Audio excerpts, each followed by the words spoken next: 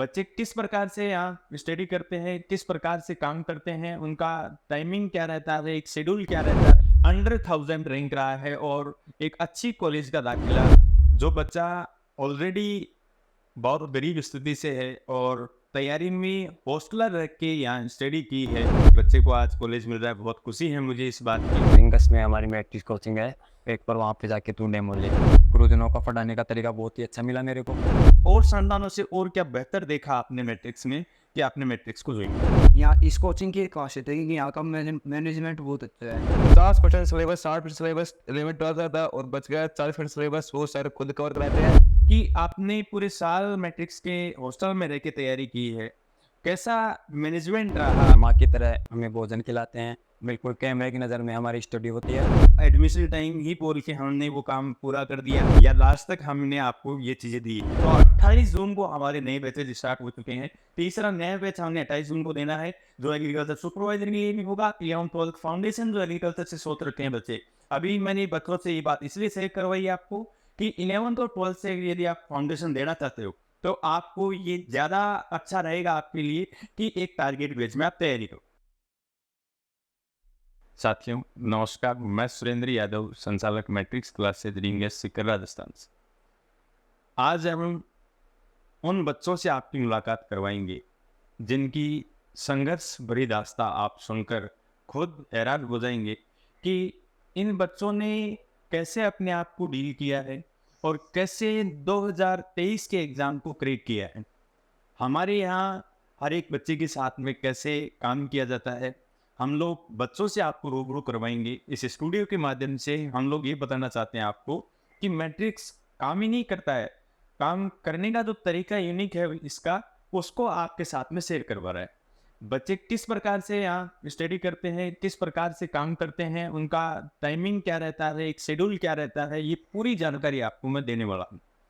आप हैं श्रवण यादव, सोमलाल यादव, जो अरनिया गांव से बिलोंग करते हैं और इनका जो स्कूलिंग जीवन है वो गांव में रहा है। आर्थिक स्थिति मैं अच्छे से जानता हूँ क्योंकि मेरे गांव से बिलोंग करते हैं और अच्छे से मुझे पता है कि इनका फ्यूचर कैसे इनको सेट करना है। आप हैं प्रमोद मीणा, रामफूल जी मीणा के सुपुत्र हैं और मालाखेड़ा तहसील से आप आते हैं जो अलवर जिले में है और राजगढ़ में आपने स्टडी की है। राजगढ़ गांव में हमारे मित्र हैं जो यादराम जी मेरे बहुत अच्छे मित्र रहे हैं। उन्होंने 3 बच्चे यहाँ 12th क्लास फाउंडेशन में डाले और उन बच्चों को तीनों को आज कॉलेज मिल रहा है। खुशी की बात है कि वहाँ गुरुजी का जो तरीका था सोचने का और 12th के साथ में उन्होंने जो तैयारी करवाई है वो यूनिक रहा और बच्चों के लिए उम्दा भी रहा। 2023 इनका सिलेक्टेड रही। आप हैं अमित रोलान, प्रताप सिंह जी के सुपुत्र हैं और चड़ा से आप बिलोंग करते हैं। आपकी जो निजी जीवन की जो स्टडी है वो गांव में चड़ा में रही है और 12th के साथ में आपने यहाँ तैयारी की है। 12th के साथ में इनका अंडर 1000 रैंक रहा है और एक अच्छी कॉलेज का दाखिला अमित रोलान को मिलने वाला है और साथ में प्रमोद मीणा को मिलने वाला है और साथ में श्रवण यादव को मिलने वाला है। हम अब आगे की जर्नी की बात करते हैं कि इन्होंने जो 1 साल मुझे दिया है, मैट्रिक्स को जो दिया है, उसमें इन्होंने कैसे काम किया है और मैट्रिक्स किस तरीके से बच्चे के साथ में काम करती है, ये चीज़ मैं आपको बताने वाला हूँ। थोड़ी देर में मिलवाता हूँ आपसे जो बच्चा ऑलरेडी बहुत गरीब स्थिति से है और तैयारी में हॉस्टलर रह के यहाँ स्टडी की है। श्रवण यादव हैं आप और सोनलाल जी मेरे गांव के अच्छे मित्र हैं और उनके बच्चे को आज कॉलेज मिल रहा है। बहुत खुशी है मुझे इस बात की। मैं आपसे जानना चाहूँगा श्रवण कि आपने जो मैट्रिक्स में स्टडी की है और मैट्रिक्स का जो रवैया देखा आपने, तो मैं एक ही क्वेश्चन आपसे पूछना चाहूँगा कि आपने मैट्रिक्स ही क्यों चुना? मैं 1-2 दिन और कोचिंग के से को डेमो लिया तो वहाँ का स्टडी का जो वातावरण था वो मुझे ठीक नहीं लगा। फिर मैंने पुराने बच्चों से पूछा कि कोई कोचिंग है क्या, तो मैं पुराने साथियों ने बताया कि रिंगस में हमारी मैट्रिक्स कोचिंग है, एक बार वहाँ पे जाके तू डेमो ले। तो मैं वहाँ पे गया तो सर वहाँ पे एडमिशन करवाया तो मैंने गुरुजनों से बात की तो बताया कि आपको अच्छी स्टडी दिलवाएंगे बिल्कुल। जी जी जी। तो फिर मैंने एक क्लास ली और क्लास में गुरुजनों का पढ़ाने का तरीका बहुत ही अच्छा मिला मेरे को, इसलिए आपने मैट्रिक्स को चुना। जी जी जी। मैं प्रमोद को बुलाना चाहूँगा बीच में कि आपने मालाखेड़ा तहसील अलवर से सफ़र लेके और मैट्रिक्स रिंगस को चुना है। बीच में कई जिले बीच में आए हैं आपके, कई ऐसी और संस्थान बीच में आई हैं, उनको छोड़ के आपने मैट्रिक्स को चुना। आपको ऐसा क्या बेहतरीन मिला और संस्थानों से और क्या बेहतर देखा आपने मैट्रिक्स में कि आपने मैट्रिक्स को ज्वाइन किया? सर मैं इंडिया में पढ़ता था तो उस टाइम वो एक सर पढ़ाते थे, उसके नाम था श्री याद राम जी सर। वो हमारे एग्रीकल्चर सर के बहुत अच्छे मित्र थे। जी। उन्होंने बताया कि वहाँ पर जेट ICRPH की तैयारी होती है, तो हम यहाँ पर आए गए। तो यहाँ पर आने के बाद में हमको टीचर ने सर ने सुरेंद्र जी सर ने बताया कि यहाँ पर आपको पूरी साल भर जितनी हम अब तैयारी होगी वैसे बाद पूरी साल भर ऐसी तैयारी होगी। और हमने वैसे बहुत सारी कोचिंग और लिए ट्राई किया था, लेकिन वहाँ पर इतना अच्छा माहौल नहीं था जितना यहाँ पर मैनेजमेंट है। यहाँ इस कोचिंग की एक खासियत है कि यहाँ का मैनेजमेंट बहुत अच्छा है और जेट और ICR की तैयारी यहाँ पर बहुत अच्छी होती है। यहाँ पर जो टीचर पढ़ाते हैं वो सेपरेट रहता है, मतलब वहाँ से क्वेश्चन आते हैं।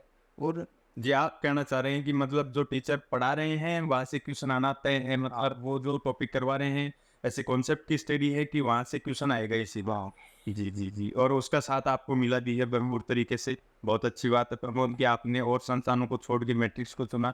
हमें गर्व है आप पे, और आज सभी आपके परिवार वाले, आपके चाहने वाले सब गर्व कर रहे हैं कि प्रमोद आज सेलेक्ट होकर एक अच्छी यूनिवर्सिटी का दाखिला लेगा, क्योंकि आपकी जो रैंक है वो 372वीं रैंक है। आप एक अच्छी यूनिवर्सिटी के दाखिले के लिए तैयार हैं। मेरा मानना है कि एग्रीकल्चर विषय आपने जो चुन के फैसला किया है, आने वाला फ्यूचर आपका होगा, आप आने वाली ज़िंदगी आपकी होगी। धन्यवाद, आपने मैट्रिक्स को चुना। मैं अब बीच में लेना चाहूँगा अमित रोलान को, जो चढ़ा से आते हैं और अंडर 1000 इनकी रैंक रही है और बहुत अच्छी कॉलेज के दाखिले के लिए आप तैयार हैं। हमें आज के बच्चे को, अमित, आपको ये बताना है कि आज के बच्चे को किसी कोचिंग का चयन करना हो तो उसे क्या देखना चाहिए कि भाई कोचिंग ये अच्छी है, ये गलत है, इस कोचिंग का एडमिशन मुझे लेना चाहिए कि नहीं लेना चाहिए? क्योंकि एक साल देना, आपने 12th के साथ दी तो आपका 12th के साथ हो गया। आप लोग आने वाले बच्चों के लिए जो फ्यूचर में अब देख रहे हैं, आने वाले बैचेज में अपना एडमिशन खोज रहे हैं, उन बच्चों के लिए आप क्या कहना चाहोगे कि मुझे कहाँ एडमिशन लेना चाहिए? सर पहली बात तो मैं ये कहना चाहता हूँ कि अगर कोई बच्चा कोई कोचिंग को चॉइस करता है कि मैं वहाँ जाना चाहता हूँ, तो पहले उन वहाँ पे देखता है डिसिप्लिन, कोचिंग के अंदर अनुशासन है या नहीं है। जी। और दूसरी बात वहाँ पे का एनवायरनमेंट की, सोर्स शराबे से दूर है कि कोई मार्केट के अंदर है, कोई फैक्ट्री के आसपास के एरिया के अंदर है, तो वहाँ के एक तो वॉइस पोल्यूशन के अंदर। जी। और तीसरी बात मैं बताना चाहता हूँ बच्चों की, वहाँ के टीचरों का व्यवहार बच्चों के साथ, कि वो एक उनके स्ट्रिक्टली उनसे व्यवहार करते हैं, एक फ्रेंडली तरीके से उनके साथ व्यवहार करते हैं। जी। और मुझे ये सब देखने को, मैं स्टडी करता हूँ मैट्रिक्स क्लासेज है, वहाँ मैंने ये तीनों चीज़ें वहाँ पे मैंने पाई गई है। वहाँ का एनवायरनमेंट, वहाँ के टीचरों का व्यवहार और वहाँ का अनुशासन मुझे बहुत अच्छा लगा कि मैंने मैट्रिक्स क्लासेज चॉइस की, इसलिए आज मैं सिलेक्शन हुआ है। इसका मुख्य कारण है कि 11th मैंने पास की, तब मुझे लगा कि मैं कोचिंग करूं, कि मुझे पता था कि फाउंडेशन के अंदर मैं आपकी बात को रोकना चाहूंगा। मैं आपको ये पूछ रहा था कि भाई कोचिंग ये चयन करना चाहिए। आप कह रहे हैं कि 11th में आपने स्टडी की चढ़ा स्कूल के अंदर और 12th आपने फाउंडेशन लिया है, तो आप ये कहना चाहते हो कि 12th के साथ भी बच्चों को अच्छी तैयारी करनी चाहिए, आपका कहना ये है? तो किस तरीके से आपने अध्ययन किया वो भी बता दीजिए आप।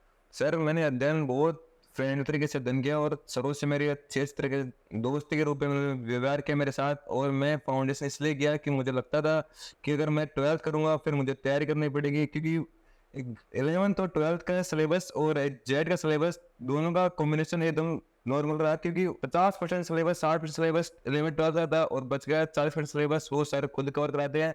इसलिए मैंने सोचा कि मुझे पता था कि आराम से 12th हमारी नॉर्मल तरीके से बड़े परसेंटेज के साथ। अच्छा, मैं आपको आप ये कहना चाहते हो कि जैसे 11th और 12th अगर बच्चा स्कूलिंग करता है तो उसका 50 से 60% सिलेबस जेट का कवर होता है, 40% सिलेबस उसका यूनिक रहता है, जो अलग सब्जेक्ट रहते हैं, मतलब अलग टॉपिक रहते हैं, उनको वो कोचिंग लाइन में आके पूरा करता है। तो आपका क्या कहना है इन बच्चों के लिए कि भाई उनको कैसे डील करना चाहिए, कैसे स्कूलिंग स्टडी करनी चाहिए या फाउंडेशन करना चाहिए? क्या कहना चाहोगे उन बच्चों को आप? सर मैं ये कहना चाहूँगा कि अगर कोई किसी बच्चे को लगे कि यार मैं 11th करूँ फिर कोई कंपटीशन की तैयारी करूँ, तो मैं उसकी बिल्कुल भी मैं इस बात सहमत नहीं हूँ कि वो 12th करने के बाद ही कोई किसी कंपटीशन की तैयारी करे। मुझे लगता है कि अगर किसी बच्चे को आगे कंपटीशन के अंदर तैयारी करनी है, उसको क्रैक करना है कंपटीशन, तो 11th और 12th के साथ किसी भी इंस्टीट्यूट के साथ जुड़े। बहुत बहुत धन्यवाद आपका कि आपने मैट्रिक्स को ज्वाइन करके आज अच्छी यूनिवर्सिटी का दाखिला, कॉलेज का दाखिला आप ले रहे हैं। Thank you. मैं श्रवण से जानना चाहूँगा कि आपने पूरे साल मैट्रिक्स के हॉस्टल में रह के तैयारी की है, कैसा मैनेजमेंट रहा आपको? कि एक तो होता है कि पढ़ाई हो, खाने पीने की व्यवस्थाएं हैं, रहने की व्यवस्थाएं हैं, आपने किस तरीके से पढ़ाई के माहौल को जांचा यहाँ का, तो आपने एक साल रह के हॉस्टल की स्टडी के माहौल में कैसा फील किया आपने? देखो सर, हॉस्टल के बारे में बताता हूँ मैं आपको कि हॉस्टल का जो मेस इंचार्ज हैं वो हमारे साथ बहुत अच्छे व्यवहार करते हैं, माँ की तरह हमें भोजन खिलाते हैं और उनके भोजन में आज तक कोई कमी रही, सब्जी में नमक भी डालने की कोई ज़रूरत नहीं पड़ी हमारे को। और अच्छा अच्छा खाना उन्होंने आपको हाँ, दिया है। बिल्कुल। जी जी। और फिर आती है पढ़ाई की बात हॉस्टल में, तो वहाँ पे हमारे लगभग गुरुजन क्लासरूम में बैठा के अच्छी तरह से स्टडी करवाते हैं और रात 11 बजे तक लगभग स्टडी करवाते हैं और बिल्कुल कैमरे की नज़र में हमारी स्टडी होती है। और पढ़ाई के मामले में तो बिल्कुल सटीक मैनेजमेंट बहुत अच्छा हॉस्टल का, पूरी बच्चे पर निगरानी रहती है, बच्चा क्या कर रहा है क्या नहीं कर रहा है।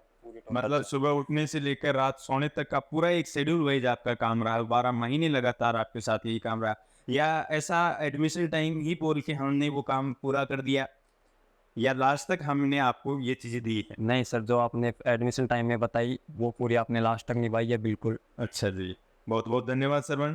मैं प्रमोद से जानना चाहूँगा कि आपको जब एडमिशन आपने करवाया, इंस्टीट्यूट की जो शर्तें थी, जो आपने डिमांड की, वो सारी बातें हमने मानी और उसके हिसाब से हमने काम करने का सोच लिया था।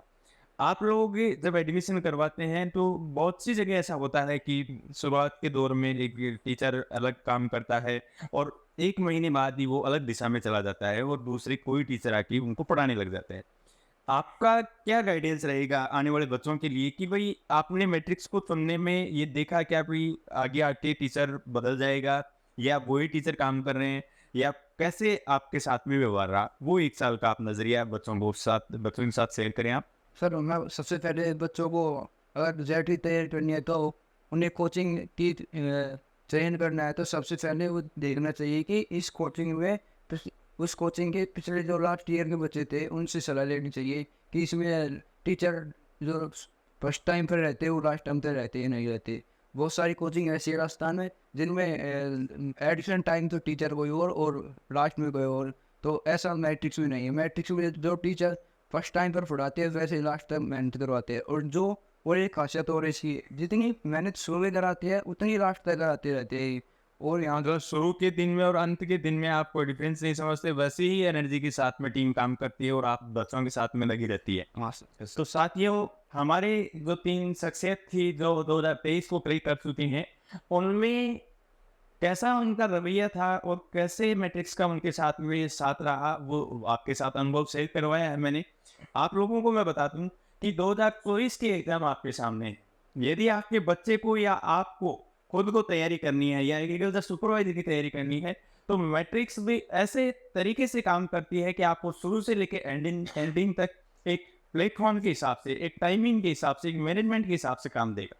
आप लोग अगर तैयारी में जुड़ना चाहते हैं तो 28 जून को हमारे नए बैचेज स्टार्ट हो चुके हैं। तीसरा नया बैच हमने 28 जून को देना है, जो एग्रीकल्चर सुपरवाइजर के लिए भी होगा। 11th-12th फाउंडेशन जो एग्रीकल्चर से सोच रखे हैं बच्चे, अभी मैंने बच्चों से ये बात इसलिए शेयर करवाई आपको कि 11th और 12th से यदि आप फाउंडेशन देना चाहते हो तो आपको ये ज़्यादा अच्छा रहेगा आपके लिए कि एक टारगेट बैच में आप तैयारी करो, क्योंकि 60% सिलेबस लगभग कवर होता है 11th-12th से, और उसका 40% सिलेबस एडिशनल होने के कारण बच्चा 1 साल लेता ही लेता है। तो आप लोग अगर तैयारी करना चाहते हैं, आगे की यूनिवर्सिटी में जाना चाहते हैं, कॉलेज की तैयारी करना चाहते हैं, तो मैट्रिक्स तैयार है आपके लिए 28 जून बुधवार को। धन्यवाद साथियों, आप सभी को मैं बता दूं कि एग्रीकल्चर विषय में अपने आप में एक उम्दा काम करती है आपकी अपनी मैट्रिक्स, जो शेखावटी में अलग नाम और अलग पहचान रखती है। धन्यवाद।